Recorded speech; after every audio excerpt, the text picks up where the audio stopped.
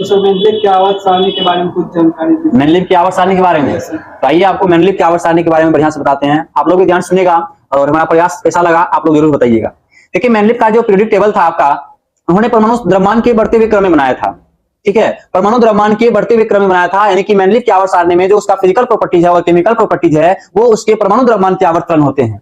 आपको पता है कि मेनलिप की आवर्त सारणी को संशोधित करके जो है मोस्ले साहब ने मॉडर्न पीरियोडिक टेबल तैयार किया है, जिसे हम लोग पढ़ते हैं अभी के समय में।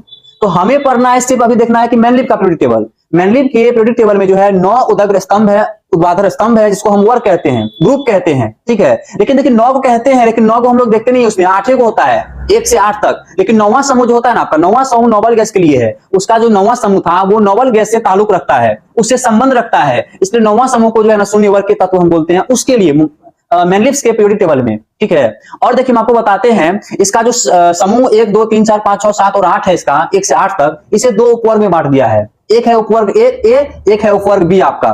ठीक है, तो ये सब आपको ध्यान रखनी है मेनलिप के पीरियोडिक टेबल में। उसके बाद देखिए आप इसमें और आपको बताए थे जो मेनलिप का पीरियोडिक टेबल होता है उसमें जो समूह संख्या 1 होता है उसमें सिर्फ 2 तत्व होता है, इसको बोलते हैं अति लघु आवर्त, अति लघु आवर्त। उसके बाद समूह संख्या 2 और 3 जो होता है उसका उसमें 8 तत्व को रखा गया है, इसलिए इसको बोलते हैं लघु आवर्त। ठीक है, और समूह संख्या आपका जो 4 और 5 आता है उसको बोलते हैं हम लोग दीर्घ आवर्त, उसमें आपका 18 तत्व आता है। और उसके बाद जो आपका समूह संख्या आता है आपका 6, उसमें आपका सब मिला के 32 तत्व आता है, इसलिए उसे बोलते हैं अति दीर्घ आवर्त। ठीक है, इन तमाम चीजों के बारे में आपको ध्यान रखनी है, यही है मेनलिप का पीरियोडिक टेबल। और आप ध्यान रखिएगा कि मेनलिप के पीरियोडिक टेबल को ही संशोधित करके बनाया गया है मॉडर्न पीरियोडिक टेबल, जिसमें कि मोस्ले साहब का काफी योगदान रहा है। ठीक है, और इसमें आपको भी पता है कि इसमें 18 समूह है। पहला समूह को आप जो है क्षार धातु बोल सकते हैं, एल्कली मेटल्स बोल सकते हैं, दूसरा को जो है आप क्षारीय मृदा धातु बोल सकते हैं, इस सब के बारे में आपको पता होगा।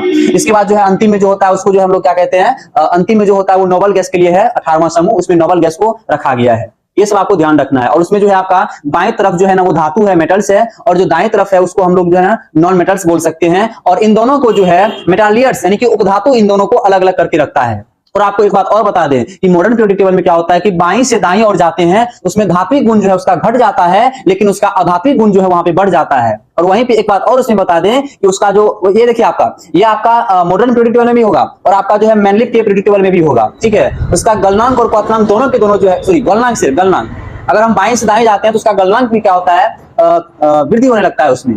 अब क्या बताएं, आप लोग समझते होंगे। क्या लगा आपको हमारा ये प्रयास, आप बताइएगा हमें कमेंट करके। धन्यवाद।